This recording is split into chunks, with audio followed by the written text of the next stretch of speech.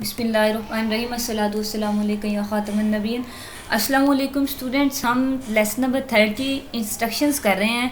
कुछ हमने डिस्कस किया था पहले। हमने पढ़ा कि सुपर स्ट्रक्चर की 5 मेन हेडिंग्स होती हैं, जिसमें से जो शॉर्टेस्ट हमारे पास होती हैं इंस्ट्रक्शंस, उनमें सिर्फ हम डायरेक्शन लिखते हैं विदाउट इंट्रोडक्शन, और कम्प्लेक्स जो होती हैं इंस्ट्रक्शंस उनमें हम पाँचों हेडिंग्स को या पाँचों में से कुछ हेडिंग्स को फॉलो करते हैं।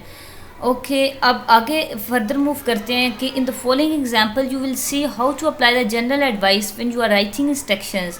नीचे आपको एक एग्जांपल प्रोवाइड की गई है, आप देखेंगे कि उसमें कैसे आपने अप्लाई करना है जनरल एडवाइस। जब आप कर रहे हैं इंस्ट्रक्शन में जनरल एडवाइस को कैसे अप्लाई करना है। जनरल एडवाइस कौन सी, जो आपको ऊपर की गई थी।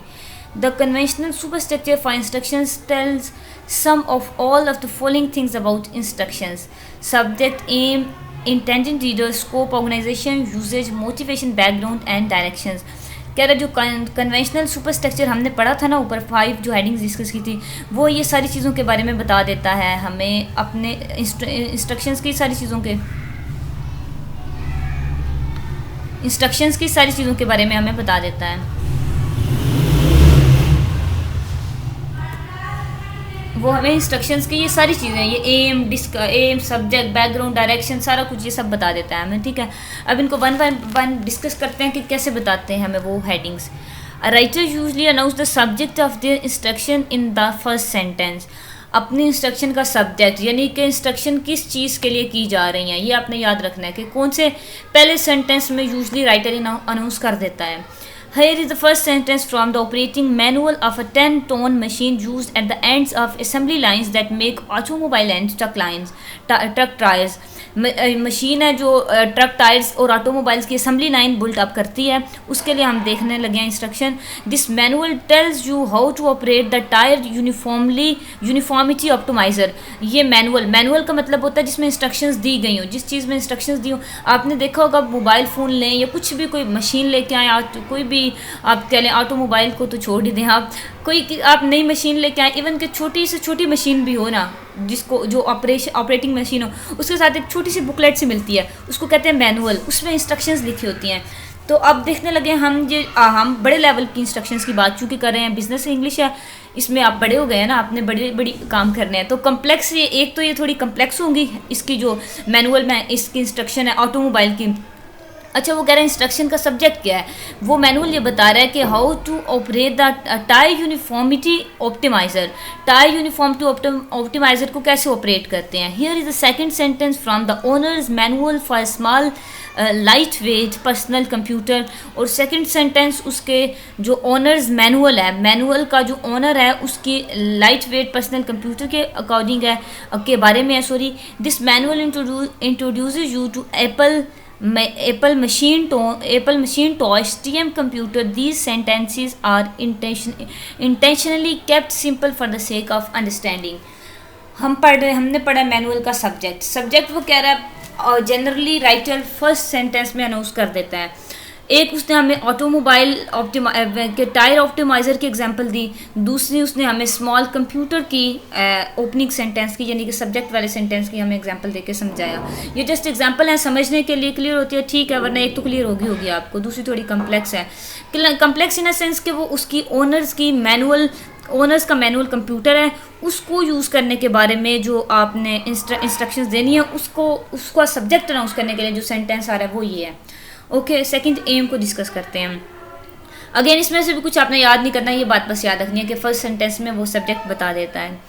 From the beginning readers want to know the answer to the question. Reader कौन से सवाल का जवाब चाहता है आपसे इंस्ट्रक्शंस में। What can we achieve by doing the things this communication instructs to do.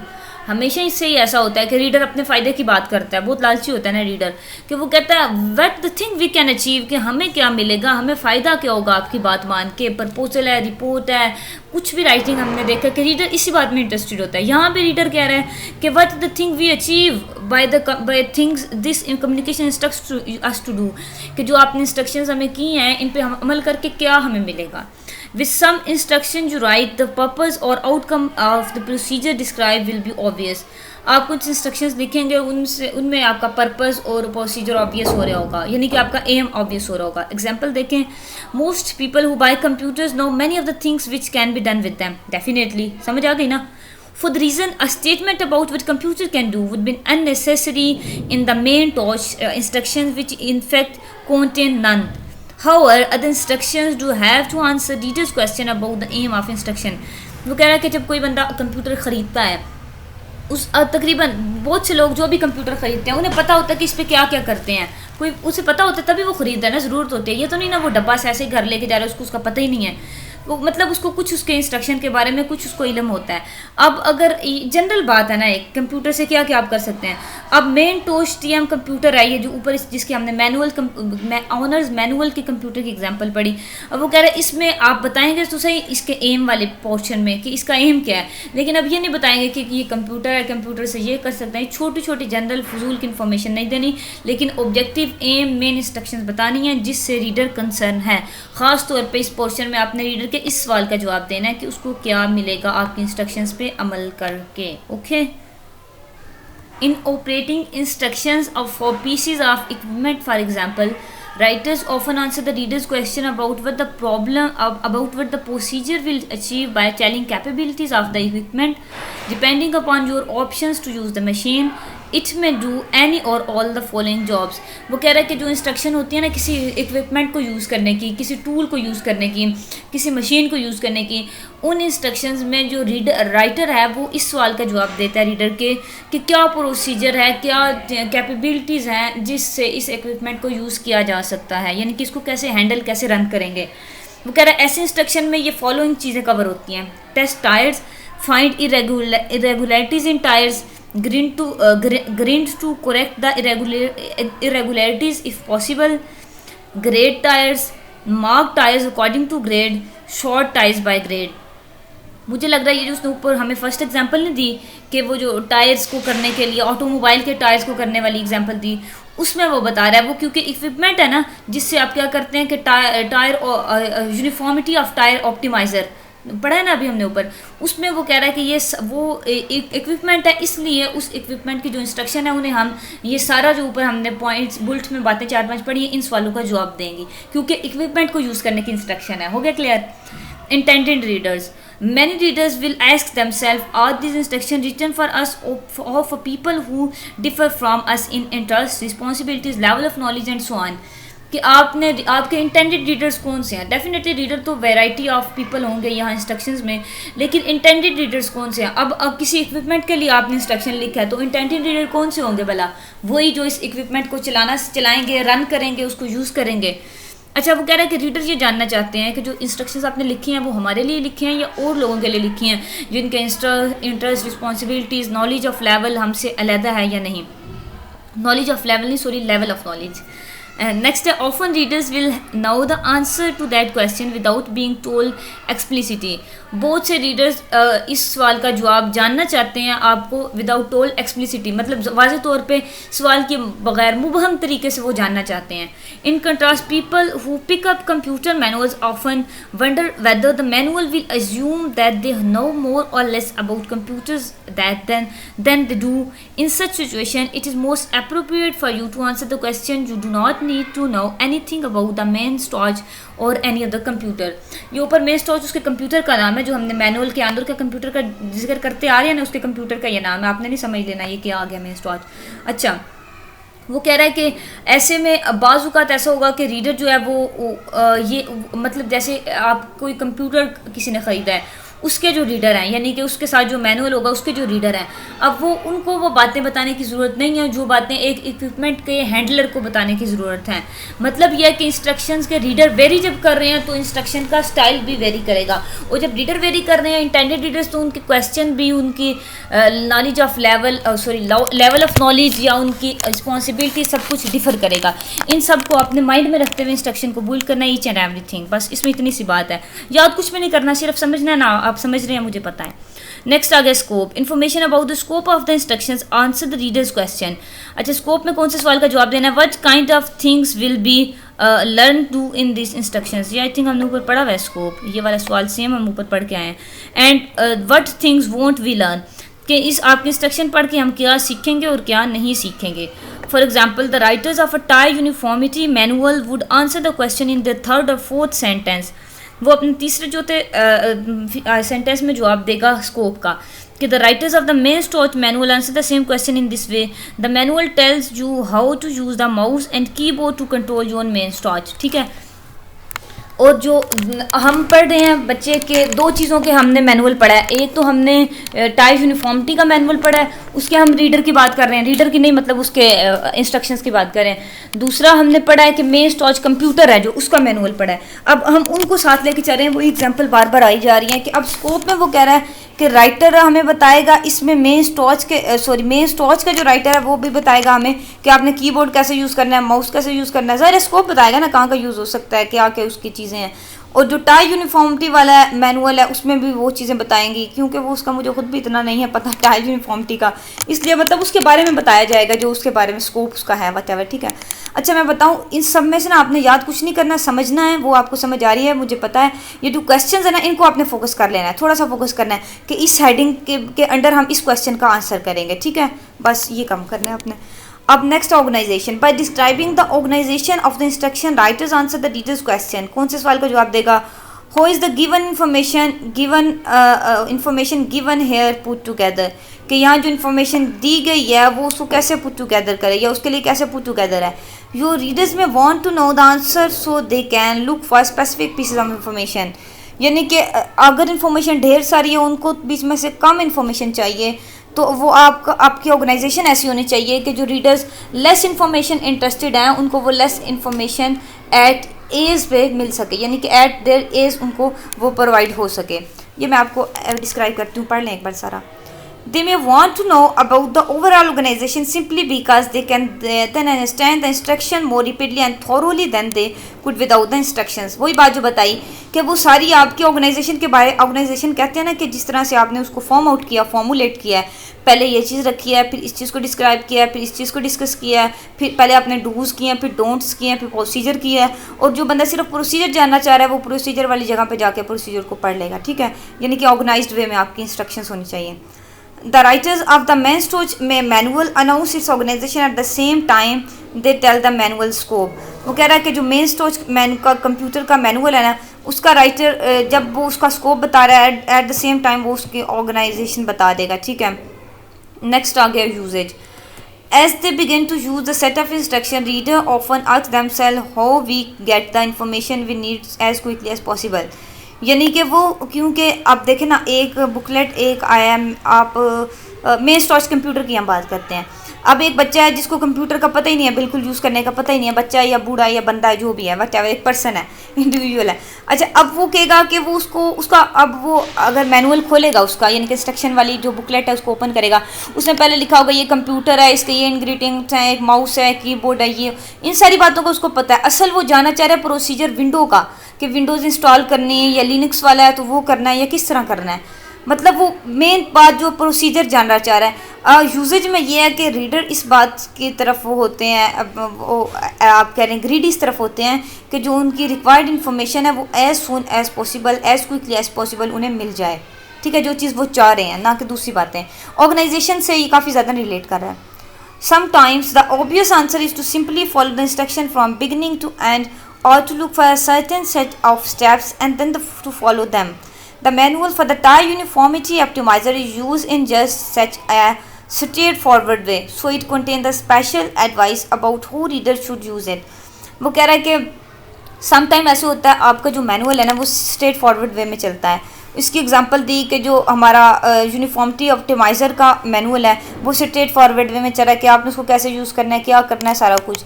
In contrast, in some of the instructions you write, you may able to help your readers considerably by providing the advice about how to use your communication। बाज़ ऐसा होता है कि directly आप manual में बता देते हैं कि आपका ये जो आपकी इंस्ट्रक्शन है इन पे आपने अमल करना है, ऐसे ये प्रोसीजर है वटेवर।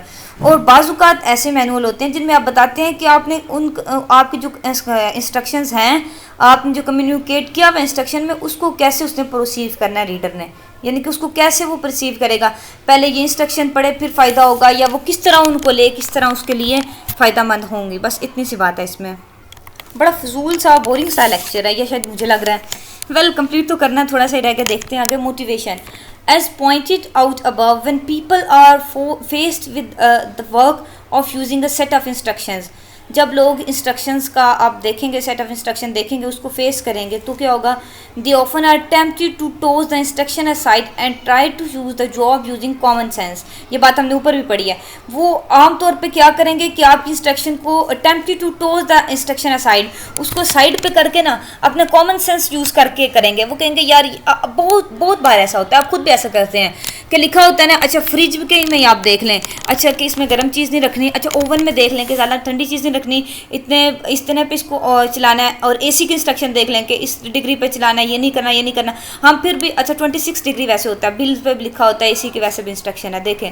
लेकिन हम क्या करते हैं, कभी 17 पे, कभी 15 पे रख के चला रहे होते हैं, कभी 30 पे, मतलब चेक कर रहे होते हैं ना जानबूझ के, कॉमन सेंस। भाई हमें गर्मी ज़्यादा लग रही है तो हम उसको 15 पे 17 पे चलाएंगे, अगर ज़्यादा गर्मी नहीं लग रही, मतलब नॉर्मल कंडीशन है, तो हम उसको 28 पे, 29 पे, 30 पे भी चला सकते हैं इसी को। मतलब हम ना अपना कॉमन सेंस अप्लाई करते हैं, खुद हम इंस्ट्रक्टर बनने की कोशिश करते हैं। ये एक जनरल आप कह लें कि ह्यूमन आप कह लें नेचर है। अब यहाँ भी वो ये बात कर रहा है कि जो आपका रीडर है वो उसको टोज साइड करके ना इंस्ट्रक्शंस को कॉमन सेंस के अपना चलाने की कोशिश करेगा। You can do several things to pursue your readers not to ignore your instructions. तो आपने क्या करना है, रीडर को मोटिवेट करना है, उसको ये बातें बतानी है कि वो आपकी इंस्ट्रक्शन को बराए मेहरबानी इग्नोर ना करे, उन पे अमल करे और अपना कॉमन सेंस कहीं और चला ले, यहाँ वो आपकी इंस्ट्रक्शंस पे अमल करे, ठीक है। For instance, you can use an inviting and sportive tone and an attractive appearance such are used in Macintosh manual। वो कह रहा है Macintosh whatever Macintosh जो भी है इसका कंप्यूटर का नाम, उसके मैनुअल में वो कह रहा है सपोर्टिव, अट्रैक्टिव और इनवाइटिंग टोन है। ऐसी टून होगी ना जो रीडर को अट्रैक्ट कर रही है, अपील कर रही है, मोटिवेट कर रही है, तो वो ज़ाहिर है आपकी बात सुन ही लेगा, सारी ना ऐसे याद ही तो सुन ही लेगा, कुछ पे तो चले अमल करेगा ही ना। आपने उसको जस्ट मोटिवेट करना है कि मैं हमारी सुन ले, अपनी कॉमन सेंस कहीं और अप्लाई करें। You can tell the you can tell the user directly why it is important for him to read the manual and follow the instructions। वही बात जो बार बार हमने कर ली ऊपर। In the example that follow, we describe two kinds of statement that writers provide। Example में देखें वो कह रहे हैं 2 काइंड ऑफ स्टेटमेंट हैं जो राइटर ने प्रोवाइड किया। मुझे लगता है मेन तो इस कंप्यूटर की हम एग्जाम्पल पढ़ने लगे हैं। From the operating instructions of typewriter की ऑपरेटिंग इंस्ट्रक्शंस है to take advantage of the automatic features of the IBM 60 you need to take time to the training exercise offered in this manual. वो कह रहा है इसका advantage हासिल करने के लिए ऑटोमेटिक फ़ीचर्स का आपने क्या करना है कि एक्सरसाइज करनी है जो मैनुअल में बताई गई है, ठीक है। अब वो उसने उसको लालच देगी रीडर को कि इसका फ़ायदा आपको तब हासिल होगा जब आप ये एक्सरसाइज करेंगे, तो एडवांटेज हासिल करने के लिए, ठीक है। थोड़ा बहुत वो मोटिवेटेड हो गया, हो सकता है कि वो आपके इंस्ट्रक्शन पे अमल कर ले, एक्सरसाइज कर ले। From the operating instruction of an office photocopy machine. अब ये उसका फोटोकॉपी मशीन की इंस्ट्रक्शन देखें। Please read the manual thoroughly to ensure correct operation, कि आप करेक्ट ऑपरेशन यानी कि फ़ोटोकॉपी मशीन को ठीक से चलाने के लिए मैनुअल को इंश्योर कर लें, रीड आउट कर लें थॉरोली। ये भी कुछ सम हाउ उसको मोटिवेट कर ही रही है। अब उस बंदे पे डिपेंड करता है, ज़्यादा डीट हुआ तो नहीं सुनेगा, कॉमन सेंस अप्लाई करेगा, थोड़ा बहुत आप कह लें कि हुआ मतलब बात मानने वाला तो वो आपकी इंस्ट्रक्शन पे अमल कर लेगा। ये हमारी जनरल ऐसी बातें हैं, सारी इंस्ट्रक्शन में कुछ खास नहीं है, आपको समझ आ रही है, बिल्कुल परेशान नहीं आपने होना, इजी होके इसको जस्ट अंडरस्टैंड करें और ज़्यादा आपने कुछ भी नहीं करना, ठीक है। आगे आगे बैकग्राउंड इंस्ट्रक्शंस का, the particular piece of background information जो readers need vary from one instruction to the next. 2 kinds of background information are important. वो कह रहा है एक इंस्ट्रक्शन में बैकग्राउंड और होता है, दूसरी में और होता है, डेफिनेटली होगा ही ना। जब एक इंस्ट्रक्शन का सब्जेक्ट और है, दूसरी का सब्जेक्ट और है, मोटिव और है, पर्पस हो रहा है, तो बैकग्राउंड भी वेरी करेगा। ये तो कॉमन सेंस की बात है जो हम ऊपर पढ़ के आए हैं कि रीडर अप्लाई करने की कोशिश करता है हर जगह, आप भी कोशिश करें कॉमन सेंस अप्लाई करने की। अच्छा वो कह रहा है 2 kinds of background information important है, कौन सी? Are description of the equipment, explanation of the theory of operations. ऐसी इंस्ट्रक्शंस जहां आप इक्विपमेंट के बारे में प्रोवाइड कर रहे हैं तो उसकी डिस्क्रिप्शन देनी है, और जहां ऑपरेशन किसी चीज़ का सिखा रहे हैं, कोई चीज़ ऑपरेट करना सिखा रहे हैं, तो आपने उसके ऑपरेशन की भी थ्योरी प्रोवाइड करनी है। ये 2 इंपॉर्टेंट है, इनको आप पॉइंट आउट कर लें, बेशक हाईलाइट भी कर लें, इनको याद करना है, ठीक है। नेक्स्ट आगे डायरेक्शंस। आपको पता है कि जो शॉर्टेस्ट वे है इंस्ट्रक्शंस देने का वो है डायरेक्शन। वो हम उसमें सिर्फ डायरेक्शन लिखते हैं, वो इंस्ट्रक्शन होती है हमारी, ना हम सुपर स्ट्रक्चर को फॉलो करते हैं, ना हम इंट्रोडक्शन देते हैं, ना बैकग्राउंड, ना कुछ, ठीक है। शॉर्टेस्ट इंस्ट्रक्शन हम पढ़ने लगे हैं। Present the steps in our list, in your list we give 1 such at a time। For example अपनी लिस्ट में एक टाइम में एक सेट प्रोवाइड करें। कैसे? फर्स्ट ड्रेन द कैनिस्टर, पहले कैनिस्टर को निकालो, कैनिस्टर नहीं जिसको हम कहते हैं वो, अच्छा, first drain the canister, release the latch that locks the canister drain cap, unscrew the cap. ठीक है, कैप खोलने का तरीका कर रहा है, पहले वो कह रहा है ड्रेन आउट करो कैनिस्टर को, उसको लैच जो उसके लॉकर के ऊपर है, उसके कैप के ऊपर, उसको रिलीज़ करो, फिर अनस्क्रू द कैप, कैप को खोलो। ठीक है, यानी कि ये सिंपली कैनिस्टर खोलने की आपको उसने एग्जांपल दे के डायरेक्शन बता दिए हैं। ये भी इंस्ट्रक्शन, लेकिन शॉर्टेस्ट इंस्ट्रक्शन है ना, इनमें कोई इंट्रोडक्शन है कि कैनिस्टर क्या होता है, वो किस चीज़ का भरा हुआ है, खोल के आपने करना क्या है, किसी चीज़ से लेना देना नहीं, उसने सीधी सीधी आपको इंस्ट्रक्शन बता दी in the form of direction, that is called shortest instructions. Next, use headlines and title to indicate the overall structure of the test. क्या करें? हेडलाइन और टाइटल यूज़ करें अपने टेस्ट को, ओवरऑल टेस्ट को आप मैन्युफैक्चर करने, मेन फ्रेम उसको करने के लिए, आप क्या कहते हैं, फॉर्मुलेट करने के लिए। Use the active voice and imperative mode, ये हमने हमेशा पढ़ा है कि एक्टिव वॉइस यूज़ करना है, इम्पेरेटिव मोड यूज़ करना है, कि आपने उसको थोड़ा सा डायरेक्शंस में ये बात आपने याद करनी है कि इम्पेरेटिव मोड यूज़ करना है। वैसे एक्टिव वॉइस तो वैसे ही प्रेफर किया जाता है ना, हमेशा एक्टिव वॉइस यूज़ करें, लेकिन डायरेक्शन में आपने ये बात याद रखनी है, इम्पेरेटिव मोड यूज़ करना है। ठीक है, ये डायरेक्शंस के ना कुछ पॉइंट्स याद कर लें, ये शॉर्ट क्वेश्चन में पूछे जा सकते हैं आपसे, सारे तो नहीं, कुछ जो आपको अच्छे लगते हैं ना वो याद कर लें। ठीक है, set the dial to 7, much simpler than the operator then sets the dial to 7। अगर कोई चीज़ डायलर है, यानी कि आप कह लें कि उसको 7 पे सेट कर दें, वट एवर, ये भी ऐसी डायरेक्शन आपको दी गई है। Use illustration how to perform the steps, illustration का मतलब है कि मिसालें दें कि आपने स्टेप कैसे परफॉर्म करने हैं। What should be the result, place warning where readers will see them before performing the steps to which they apply. Warning भी लिखें कि जहाँ आप बता रहे हैं ना कि अगर आप हमारी इंस्ट्रक्शन पे अमल नहीं करेंगे, डायरेक्शन को फॉलो आउट नहीं करेंगे, तो ये वार्निंग है आपके लिए, रीडर्स को वार्निंग भी दें। वेल, अल्टरनेटिव स्टेप्स में be taken help your readers quickly find the one they want. मतलब जब अल्टरनेटिव स्टेप का मतलब मुतबादल रास्ते हैं, तो फिर रीडर की मदद करें कि उनमें से वो एक चूज़ कर सके, एक को ज़्यादा आप फैसिलिटेट करें रीडर के लिए, ताकि वो आसानी से बेचारा चूज़ कर ले। Provide enough detail for you readers to do everything they must do. अब जो काम उन्हें करना है, यानी कि इंस्ट्रक्शन में the thing which they have to do, they must do, उसके बारे में आप उनको इनफ डिटेल प्रोवाइड करें। ये हमारा बोरिंग जो सारा लेक्चर था इंस्ट्रक्शन वाला, लेकिन था इजी, कंप्लीट हो गया है। तो आपको होप्स हो कि समझ आ गई होगी। कोई क्वेरी है तो आप पूछ सकते हैं। अपना ख्याल रखिएगा। अल्लाह हाफिज़।